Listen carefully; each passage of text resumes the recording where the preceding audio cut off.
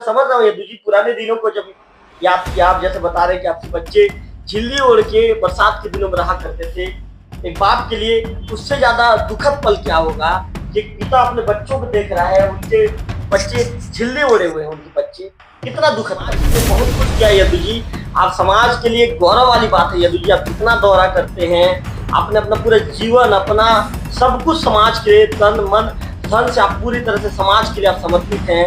यदु जी, आपके जैसे एक बड़े शख्सियत को रोना रोना शोभा नहीं देते हैं। आपका चेहरा हमेशा यदु जी मुस्कुराते रहता है, तब आपका चेहरा सोच इतनी अच्छी है, आप जमीनी स्तर की सोच रखते हैं।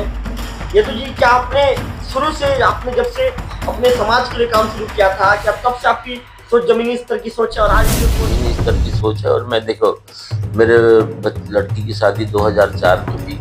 मैंने समाज के लोगों से, मेरी लड़की की शादी हो गई, मैं करगोन में था उस समय। तब भी मेरे समाज के लोगों ने पूरा साथ दिया। सक्रिय राजनीति में अब तक आप क्यों नहीं आए यदु जी? आपने किसी भी पार्टी को ज्वाइन क्यों नहीं किया? क्योंकि यदु जी, आप किसी भी पार्टी को ज्वाइन करते तो आज किसी भी बड़े पद में होते। यदु जी, आपके अंदर पद पाने की लालसा क्यों? मैं किसी पद में एक समाज का साधारण,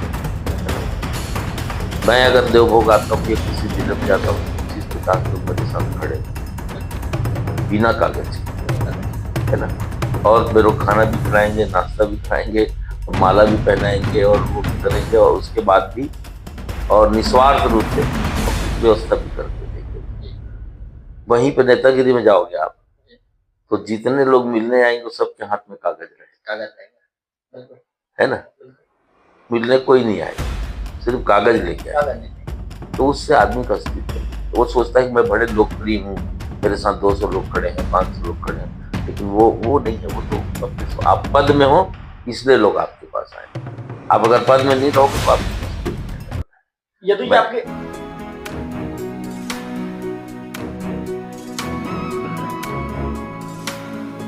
नमस्कार, मैं रवि तिवारी, आप देखना शुरू कर चुके हैं लोकल टीवी। मैं आपको बताना चाहूंगा कि आज हमारे साथ सर समाज के प्रदेश अध्यक्ष रमेश यदु जी मौजूद हैं। रमेश जी से राजनीतिक मुद्दों को लेकर हम आए दिन बातचीत करते रहते हैं। आज रमेश जी से उनके जीवन के पहलुओं को लेकर बातचीत करेंगे कि आखिर रमेश जी को यहाँ तक पहुंचने में कितना संघर्ष करना पड़ा। रमेश जी, सबसे पहले तो लोकल टीवी में स्वागत है आपका। धन्यवाद। आपका भी 1 वर्ष होने पर बहुत बहुत बधाई। आपके चैनल के माध्यम से लोगों को एक जागरूकता मिलती है और जन समस्याओं को आपकी लोकल टीवी ने जिस ढंग से उठाता है, मैं उसके लिए बहुत बहुत बधाई देता हूँ। अच्छा रमेश जी, आज यदि रमेश यदु जी प्रदेश में एक बड़ा नाम है, रमेश यदु जी प्रदेश में एक बड़े चेहरा के रूप में उभरे हैं, हमेशा समाज की समस्याओं को लेकर लड़ते हैं और गंभीरता से कदम उठाते हैं। तो रमेश यदु जी जो बड़ा चेहरा बनकर उभरे हैं, वो बड़ा चेहरा बनने में कितना मेहनत करना पड़ा है, वो संघर्षों के दिन को हम जानना चाहेंगे।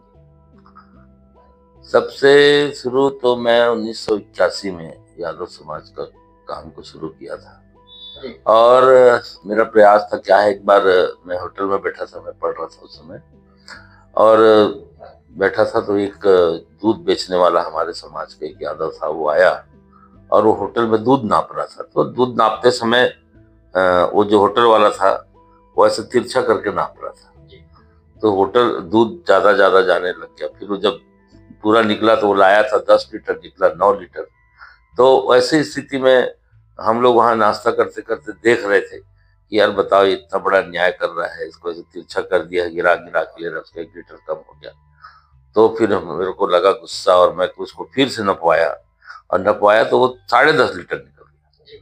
तो उस दिन से मेरे को लगा कि नहीं, हमारा समाज बहुत शिक्षा के क्षेत्र में, व्यवसाय के क्षेत्र में पीछे है। उसका खोआ भी उठाते हैं उससे, और खोआ भी उठाएंगे उससे, उसका 2 घंटा 3 घंटा उसका खराब होगा, और उसका पैसा मजदूरी उतना ही मिलता है। अगर 50 ग्राम खोआ कम हो जाएगा, 10 ग्राम कम हो जाएगा, तो उसमें पैसा काट देते थे। तो उसके लिए हमने बहुत बड़ा आंदोलन भी छेड़े, और उसका ये हुआ कि दूध का रेट के संबंध में भी, दूध का रेट बढ़ता नहीं था, 5 रुपये, 7 रुपये, 2 रुपये, 3 रुपये किलो था।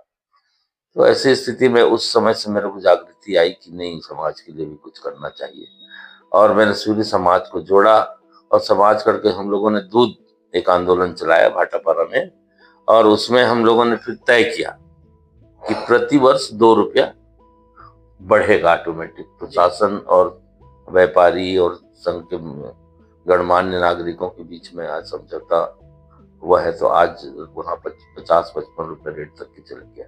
मतलब 1 अप्रैल आता है तो 2 रुपये ऑटोमेटिक बढ़ा देते हैं। ना दूध वाले को कहने की जरूरत है, ना दुकान वाले को कहने की जरूरत है। तो ये स्थिति आई। उसके बाद फिर धीरे धीरे हमने क्या, हमारा समाज कई वर्गों में बटा था। हमारे समाज छत्तीसगढ़ में लगभग यादव अहीर में, यहाँ छत्तीसगढ़ में लगभग 27 वर्ग हैं।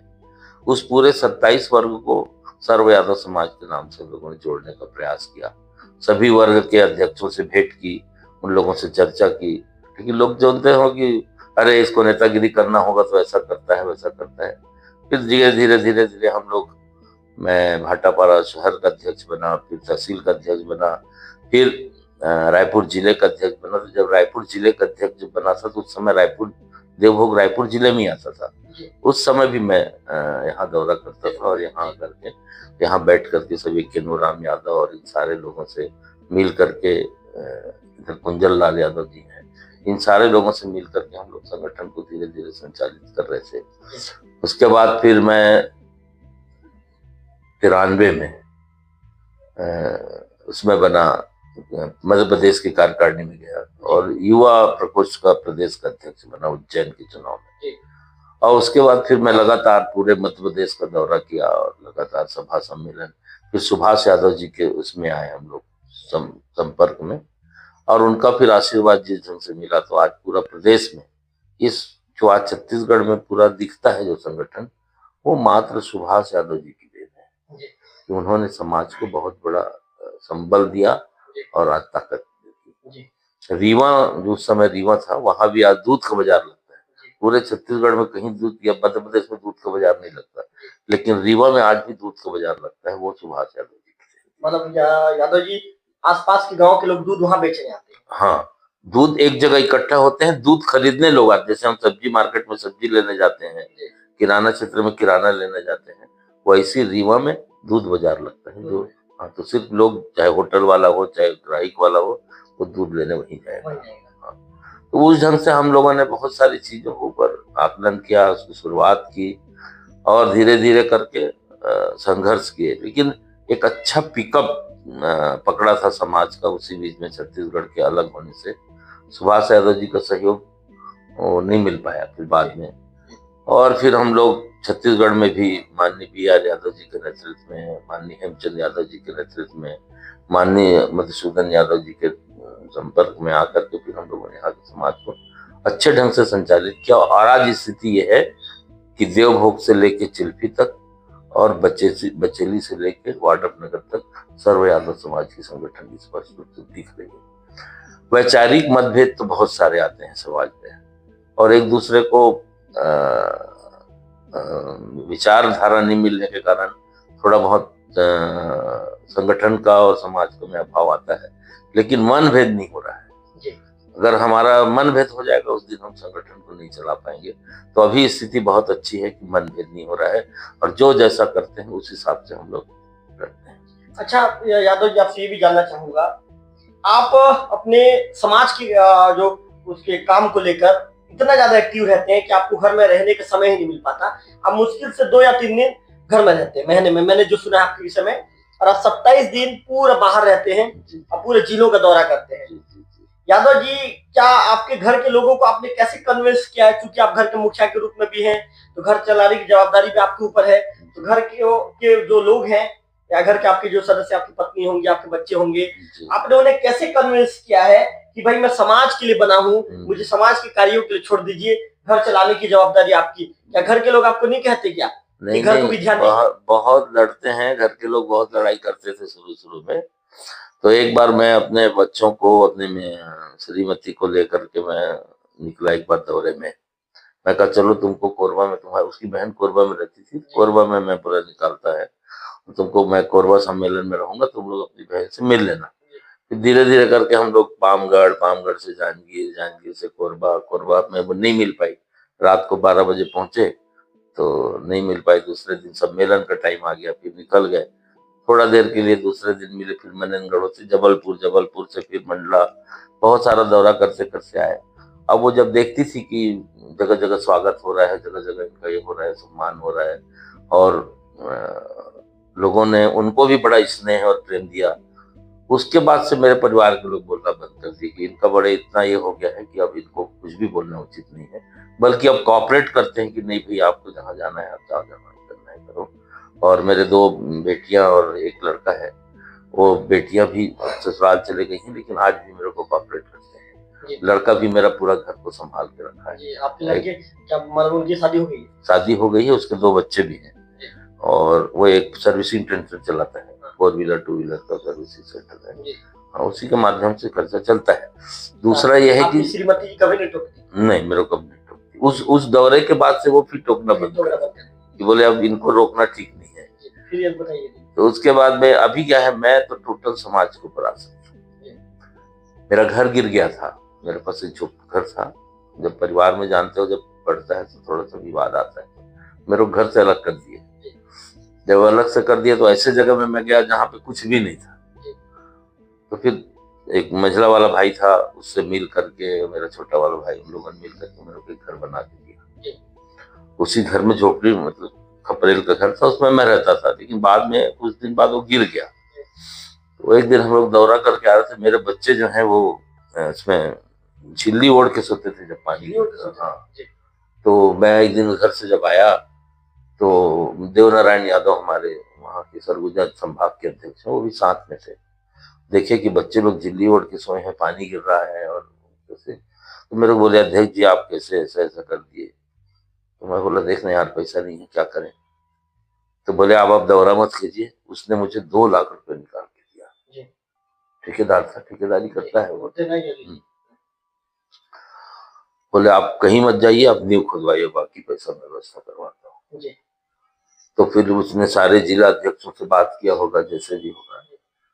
मेरे ख्याल से 20 लाख रुपया मुझे घर बनाने के लिए मिला, और वो घर को मैं भी बनवाया हूँ, और संगमरमर के पत्थर में उन दानदाताओं का नाम लिखवा दिया हूँ जिनके सहयोग से वो मेरा घर बना है, ताकि मुझे भी अपनी हैसियत पता रहे, और देने वाले को भी लगे कि मैं जो दिया हूँ तो वो मेरा नाम वहाँ अंकित है।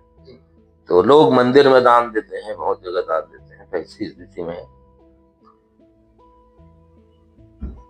समझ रहा हूँ जी। आप बिल्कुल कहते कहते दुखी हो गए। यदु जी बिल्कुल मत रोइए, यदु जी मत रोइए। यदु जी बिल्कुल मैं समझ रहा हूँ। देखिए यदु जी को दिखाइए, देखिए यदु जी मैं समझ रहा हूँ। यदु जी एक भावुक वाला पल है, आपने समाज के लिए बहुत कुछ किया यदु जी। आप समाज के लिए गौरव वाली बात है यदु जी। आप कितना दौरा करते हैं, आपने अपना पूरा जीवन, अपना सब कुछ समाज के लिए, तन मन धन से आप पूरी तरह से समाज के लिए आप समर्पित हैं यदु जी। आपके जैसे एक बड़े शख्सियत को रोना शोभा नहीं देता यदु जी। आपका चेहरा हमेशा यदु जी मुस्कुराते रहता है, तब आपका चेहरा अच्छा लगता है यदु जी। अब लोकल टीवी जैसे बड़े बैनर के पास बैठे यदु जी, तो मैं निवेदन करूंगा महोदय कि आप जिस लेवल के व्यक्ति हैं, मैंने यदु जी हमेशा आपको मुस्कुराते हुए देखा है। अब जब भी यदु जी आप मिलते थे मुझसे, मिलते हैं, आज भी मिलते हैं, हमेशा पहले हाथ बढ़ाते हैं और महाराज जी कैसे करके आप मुस्कुरा कर मिलते हैं। तो यदु जी मैं चाहूंगा कि आप मुस्कुराइए, तब हम इंटरव्यू करेंगे यदु जी। पल मैं समझ रहा हूँ यदु जी, पुराने दिनों को जब याद किया, आप जैसे बता रहे हैं कि आपके बच्चे झिल्ली ओढ़ के बरसात के दिनों में रहा करते थे। एक बाप के लिए उससे ज्यादा दुखद पल क्या होगा कि पिता अपने बच्चों को देख रहा है, उनके बच्चे झिल्ली ओढ़े हुए हैं, उनके बच्चे, कितना दुखद पल है। मैं समझ सकता हूँ यदु जी। उन चीजों को जब आपने याद किया तो कहते ना यदु जी, जो अंदर की भावनाएं थी, अंदर की भावनाएं फिर से जाग गई। पुराने दिनों की तस्वीर आपके सामने फिर से घूमनी शुरू हो गई, और आपने उन चीजों को सोचकर आपके जो ये कह सकते हैं कि आप भावुक हो गए। भावुक होने के बाद अपने आप जो आंसू थे आपके आंखों में छलक पड़े, मैं समझूंगा यदु जी। यदु जी आपसे ये जानना चाहूंगा, आपने बहुत अच्छी बात ये बात कही, आज समाज के आप प्रदेश अध्यक्ष हैं, लेकिन यदु जी आपके अंदर रत्ती भर भी घमंड नहीं है।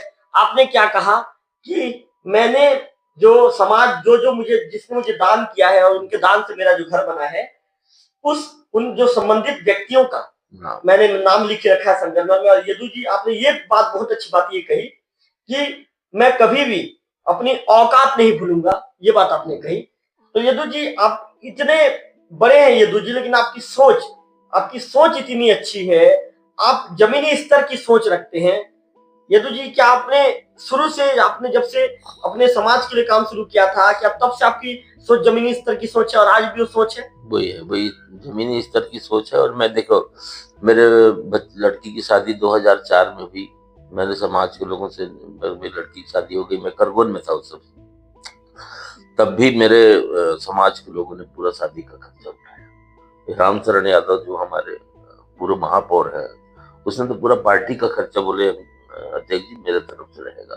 कुछ लोग पलंग दे दिए, कुछ लोग गाड़ी दे दिए, कुछ लोग कुछ दिए। मुझे 5-6 लाख रुपए उस समय खर्चा हुआ था, लेकिन मुझे घर से कुछ देना नहीं पड़ा था। जब मेरा लड़का का शादी हुआ तो सभी समाज के लोगों ने मदद किया, और वहां का जो भाटापारा का जो टैक्सी यूनियन ने पूरा 80 गाड़ी फ्री लगाई, फ्री में बारात जाने के लिए। मेरे से ना डीजल लिए ना पैसा लिए, बारात जाना है हम लोग लगाएंगे अपने तरफ से। ऐसा एक मुझे सहयोग पूरा मिला। जो भी जैसा भी हो, छोटी लड़की की शादी मेरे समाज वालों ने। यदु जी, आपने ऐसा नाम कमाया है ना यदु जी। यदु जी, आप एक ऐसे शख्सियत हैं जिसने ये कहे कि आप जैसा बता रहे थे कि समाज उतना ज्यादा जागरूक नहीं था, जैसा दूध वाला आपने स्टोरी बताया, आपने समाज को आज जागरूक कर दिया यदु जी, आपने नाम कमाया यदु जी, तब लोग आपको इतना प्रेम करते हैं, तब लोग आपको इतना सम्मान देते हैं यदु जी। और अभी जब मेरी अभी तबीयत खराब हुई थी, मई में अटैक आया था मेरे को, मैंने सुना था, है ना, तो ऐसी स्थिति में भी मैं बहुत ज्यादा समाज के लोगों ने उसमें ये किया, और करीब करीब 6-7, 6.5 लाख रुपए मुझे वो भेजते गए। और मेरा इलाज रामकृष्ण हॉस्पिटल में हुआ, वहां से फिर दिल्ली एम्स गया, फिर यहाँ वेंकटेश में हुआ, तो 3-4 जगह करके मेरा पूरा सहयोग रहा। और मैं इतना मानता हूँ कि मेरा ये जो शरीर है, या जो मेरा शरीर में अगर ब्लड है, तो वो मेरा समाज का देन है। बहुत बड़ी बात कह दी यदु जी आपने। यदु जी, समाज के लोग आपको इतना प्रेम क्यों करते हैं? यदु जी, पहले तो घर बनवा दिया यदु जी, उसके बाद दोनों बेटियों की शादी करवा दी, बेटे की शादी करवा दी यदु जी, आप जब बीमार हुए तो आपका इलाज करवा दिया यदु जी। क्या बात है यदु जी, समाज के साथ इतना अटूट प्रेम क्यों? समाज वाले मेरे को बचपन से जानते हैं, मतलब जब से मैं शुरू किया हूँ, 81 से शुरू किया था, तो आज 45 साल के लगभग हो रहा है। और समाज वाले जानते हैं कि रात दिन तो घर में रहता नहीं है, रात दिन यहाँ तो वहां तो वहां वहां, रात दिन हमारे लिए लड़ता है, हमारे लिए करता है। तो इसको हम लोग नहीं देंगे तो कौन देगा?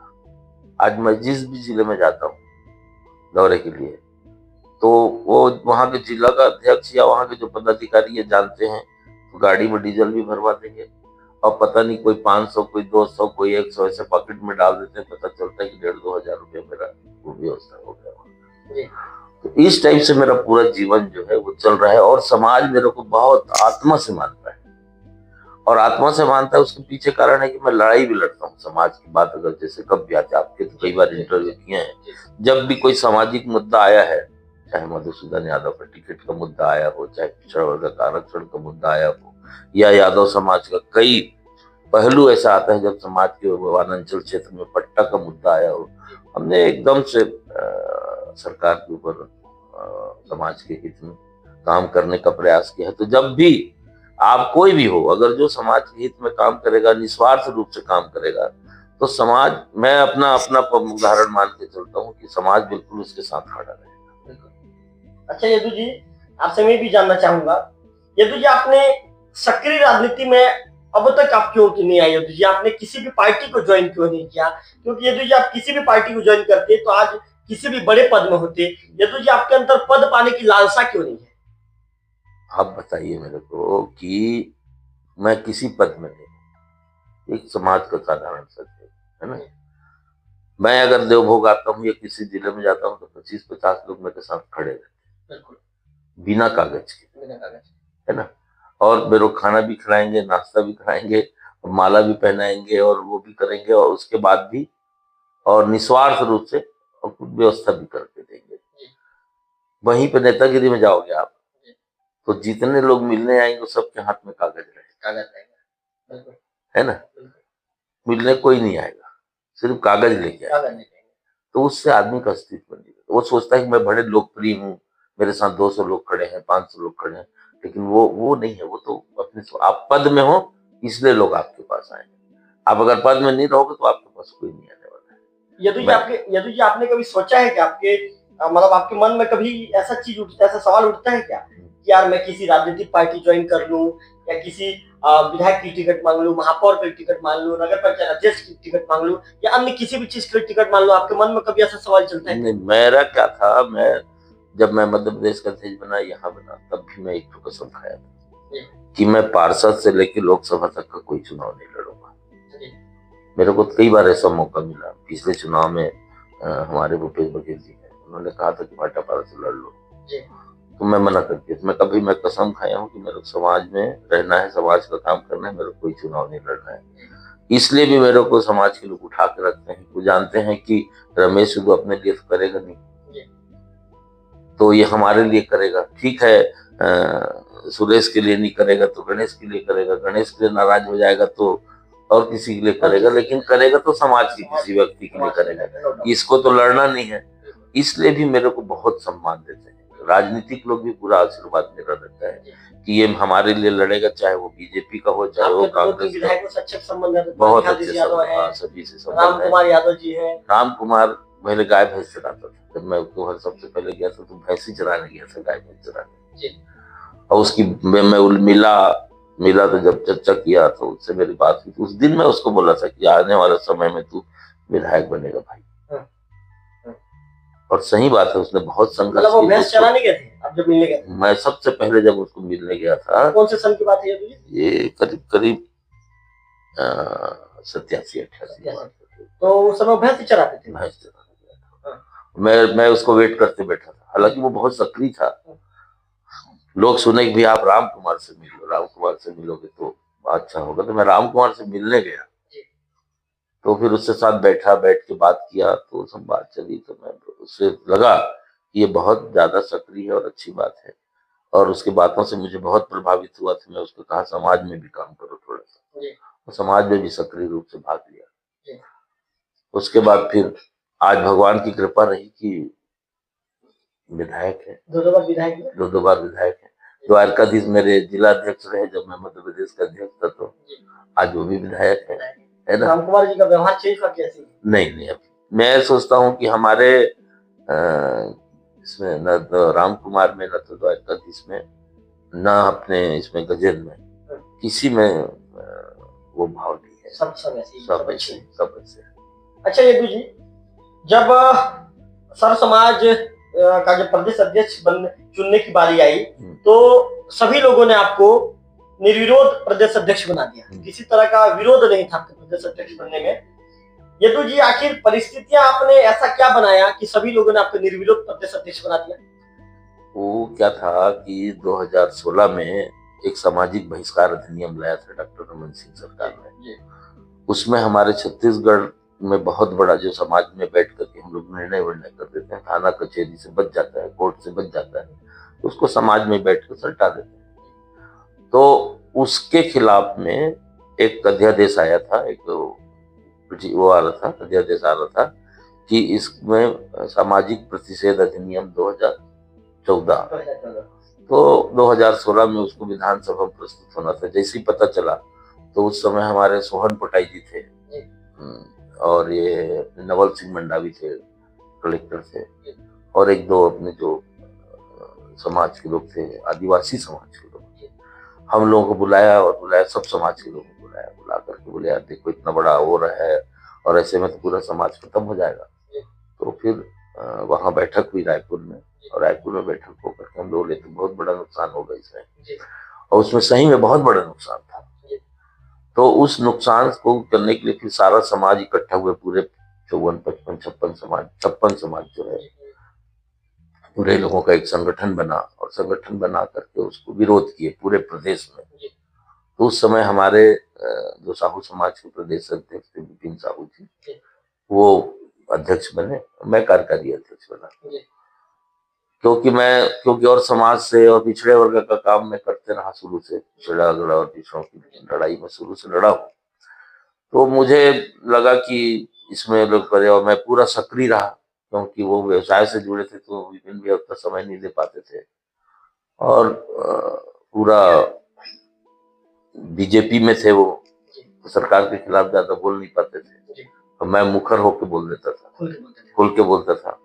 तो सब लोगों ने ये किया और 2000 जब 20 में जो चुनाव हुआ तो 2016 में तो सरकार भी चले गई, 18 में, और उसके बाद कोई सामाजिक बहिष्कार अधिनियम के कारण पूरे समाज में वो आई विरोधाभास आया और सरकार चले गई। उसके बाद 2020 में जो चुनाव हुआ सर्व समाज का, उसमें फिर मेरे को वही विपिन साहू जी के प्रस्ताव पर और सारे समाज के उपस्थित अध्यक्षों ने मेरे को प्रदेश अध्यक्ष का भार सौंपा।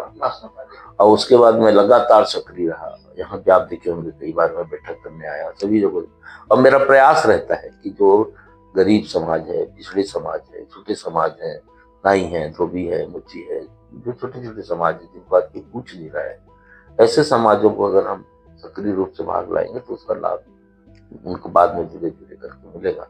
और आज उसी का परिणाम है कि अभी नवंबर में जो चुनाव हुआ उसमें मुझे फिर से 24 नवंबर को कलार समाज के भवन में हुआ था, तो फिर से मेरे को दोबारा अध्यक्ष बना दिया। इसके लिए मैं हृदय से उन लोगों का आभार व्यक्त करता हूँ आपके माध्यम से। और मेरा प्रयास है, ये एक समाज का नहीं है बल्कि संपूर्ण समाज, जो छत्तीसगढ़ का संपूर्ण समाज है, ये राजनीति करना अलग विषय है लेकिन समाज को दिशा देना बड़ा अलग विषय है। बहुत अच्छी बात है ना। राजनीति में तो ऐसे 4 लाइन का आप टाइप करा के ले आओगे तो आपको अध्यक्ष मान लेंगे, लेकिन समाज में जब तक आपको जमीन का आदमी तो मेरा अध्यक्ष नहीं कहेगा तब तक आप नहीं मान सकते अपने आप को। तो वो ही स्थिति है कि आज हम समाज को जागृत करने का प्रयास कर रहे हैं और प्रयास है कि ST SC OBC समाज जो है वो आगे बढ़ के आए सामने राजनीतिक क्षेत्र में, प्रशासनिक क्षेत्र में, और सक्रिय रूप से भाग ले ताकि समाज में समरसता का भाव बना रहे। अच्छा यदु जी, आपसे ये जानना चाहूंगा, आप धनमती यादव मैडम के प्रचार में पहुंचे हैं। धनमती यादव मैडम ने एक हमारे लोकल टीवी में एक बाइट दिया था, उनका एक जो लोकल टीवी में जो उन्होंने शब्द कहा था वो शब्द फेमस हो गया है, मेरे पास धन नहीं है, मेरे पास मती है। हालांकि मैं धनमती हूँ लेकिन सिर्फ मेरा नाम है धनमती, मेरे पास धन नहीं है, मेरे पास मती है। तो यदु जी, आपको लगता है क्या, क्योंकि आप भी उनके प्रचार में पहुंचे हैं, तो उनके पास सिर्फ मती है तो मती के सहारे उनका नैया पार हो जाएगा? मेरे ख्याल से मेरा ये है, मैंने जो 4 साल में मैं मिला, 21 में मिला था उनसे और 2021 में मेरी बात हुई गरियाबंद में, एक सर्व समाज का सम्मेलन था तो उसमें वो मिली। मेरे को पता नहीं था कोई सभापति है जिला पंचायत में, हाँ यादव है, तो वहीं मेरा परिचय वहां के लोगों ने कराया कि यादव है और ये जिला पंचायत में सभापति है। मैं करीब इतना, और कहाँ देवभोग में रहती है, इतना वनांचल क्षेत्र में रहने वाली आज सभापति, और समाज के लोग इसको आगे नहीं ला रहे हैं। तो मैंने उनसे बात की, चर्चा की, और इसी दौरान वो कोरोना काल भी था, कुछ 1-2 जगह उनको काम करते देखा, तो फिर मैं उनको फुलवासन से मिलाया, तो जो पद्मश्री थी फुलवासन है, तो उनके उसमें लाया और फिर धीरे धीरे करके यहाँ एक तो देवभोग में महिला सम्मेलन कराया। और महिला सम्मेलन में फिर सारे SP, यहाँ की महिला मैडम थी माथुर मैडम, वो सब लोगों को ला करके सक्रियता से भाग लिए। उसके बाद फिर एक राज्यपाल मैडम का गरियाबंद में कार्यक्रम कराए थे। तो लेकिन एक बात मैं देखा हूँ, वो बहुत ईमानदार है इसमें, कभी किसी के प्रति उसका दुर्भाव नहीं है और कोई छल कपट नहीं है, कोई दे दिया नहीं दिया तो ठीक, दे दिया तो ठीक। और मैं बोलता था तुमको तो कुछ करना चाहिए, तो बोले मैं जब आने वाले समय में चुनाव लड़ूंगी तो मेरे को बोलेंगे तो हमसे पैसा लेके चुनाव दी, तो आज हमको भी पैसा दो, तो फिर मैं उस समय नहीं दे पाऊंगी क्योंकि पैसा खर्च हो जाए रहेगा। तो उससे अच्छा मैं अभी से ही किसी से कुछ नहीं दूंगी तो मेरे को कम से कम इतना तो कहेंगे कि यार हमसे 5 पैसा नहीं मांगी, हमारे काम में खड़ा हुई, हमको कुछ नहीं दिए तो ठीक है, हमारा काम तो की, ऐसा सोच के करेंगे तो उसमें ठीक रहेगा। मैं अधिकारियों को बोलना चाहिए, तो बोले अधिकारी लोग भी क्या है, मैं महिला हूँ, ज्यादा मैं कुछ बोल नहीं सकती, इसलिए मेरे साथ उतना ज्यादा ये नहीं है, तो मैं महिलाओं को कैसे बोलूंगी, मैं बोल नहीं सकती। तो इस तरह से उसका ध्यान रहा, तो मुझे भी लगा कि नहीं ऐसे लोगों को मदद करना चाहिए। और वो फिर फील्ड में आई और उनको समाज का, सर्व समाज का भी बनाया, महिला प्रकोष्ठ को बनाया, तो वो पूरा घूम घूम के उसको उसका लाभ उसको मिला और आज पूरे प्रदेश में धनमती यादव का नाम चलता है। जीत रही है धनमती जी। मेरे ख्याल से आपका आशीर्वाद होगा। मैं कहा कि जब तक कि महाराजों का आशीर्वाद नहीं होगा तब तक के जितना मुश्किल है। आपका अनुभव क्या है? ये जो लड़ाई है अभी जो वहां 10 नंबर में, वो धन और धर्म की लड़ाई है। और इस धन और धर्म में मेरे ख्याल से धन से बड़ा धर्म होता है। मेरे ख्याल से धर्म की ही जीत होगी, ऐसा मैं मानता हूँ। अच्छा भी बोलते हैं कि विधर्म और धर्म की लड़ाई है और छतरी छाप में खड़ा धनमती बाई है। तो आप लोगों से आशीर्वाद है, आपकी टीवी के माध्यम से मैं चाहता हूं कि यहाँ की जनता उनको अच्छे ढंग से मतदान करे, क्योंकि सामने वाली देखो कितना बड़ा ये है। जिला पंचायत में खुद लड़ रही है, जनपद पंचायत में उसका पति लड़ रहा है, उसका देवर लड़ रहा है और उसके परिवार के लोग लड़ रहे हैं। तो वो चाहती है कि जनपद में भी हमारा कब्जा हो जाए और जिला में भी हम बन जाए। तो एक ही परिवार के ऊपर पूरा समाज कैसे चलेगा? तो मेरा ये कहना है, चाहे वो किसी वो से हो, मैं चाहता हूं कि परिवारवाद को खत्म करके समाजवाद को स्थापित किया जाए और जो लोग संघर्ष करके सामने लड़ रहे हैं ऐसे लोगों को सामने लाएंगे, तभी समाज का विकास हो पाएगा। तो आप ये रमेश यादव जी को सुन रहे थे, तमाम तरह के सवाल जवाब हमने किए। आज रमेश यादव जी का मैं इसके साथ चौथी बार इंटरव्यू कर रहा हूँ, लेकिन आज रमेश यादव जी का ये काफी भावुक कर देने वाला इंटरव्यू है। रमेश यादव जी लोकल टीवी के कैमरे के आगे अपनी पुरानी बातों को याद करते हुए रो पड़े। उन्होंने कई तरह की बातें आज हमारे लोकल टीवी से शेयर किया। रमेश यादव जी का एक ऐसा इंटरव्यू है जिससे आप समझ जाएंगे इस इंटरव्यू को देखेंगे कि आखिर रमेश यादव जी जब इस लेवल पर पहुंचे हैं तो रमेश यादव जी ने कितना संघर्ष किया है। उन्होंने अपने बच्चों को बारिश के दिनों में झिल्ली ओढ़ कर जो बारिश से बचते हुए अपने बच्चों को देखा है। ये पिता है रमेश यादव जी। एक ऐसे पिता हैं जो उनके जो बच्चे हैं, उनके बच्चे संघर्ष के दिनों को उनके बच्चों ने देखा है। रमेश यादव जी चाहकर भी कुछ नहीं कर पा रहे थे। जब समाज के लोगों ने देखा तो समाज के लोगों के सहयोग से चंदा करके रमेश यादव जी का घर बनाया गया और रमेश यादव जी आज समाज के द्वारा जो लोगों के द्वारा दिए गए चंदे के पैसे से जो घर बनकर तैयार है, उसी घर में रमेश यादव जी रहते हैं और उन्होंने अपना पूरा जीवन समाज को समर्पित कर दिया है। आप लोकल टीवी में यदि ऐसे ही बड़े चेहरों के यदि इंटरव्यू आप देखना चाहते हैं तो लोकल टीवी के चैनल को सब्सक्राइब कर दीजिए, बेल आइकन को क्लिक कर दीजिए। इसके बाद ऑल का ऑप्शन आएगा, ऑल का ऑप्शन को क्लिक कर दीजिए ताकि देश दुनिया के साथ ही प्रदेश की खबर और इस तरह के बड़े नेताओं का खबर आपको लोकल टीवी में सबसे पहले आपको मोबाइल में इंटरव्यू देखने को मिले। कैमरा पर्सन विक्की के साथ रविकांत तिवारी, लोकल टीवी देखो।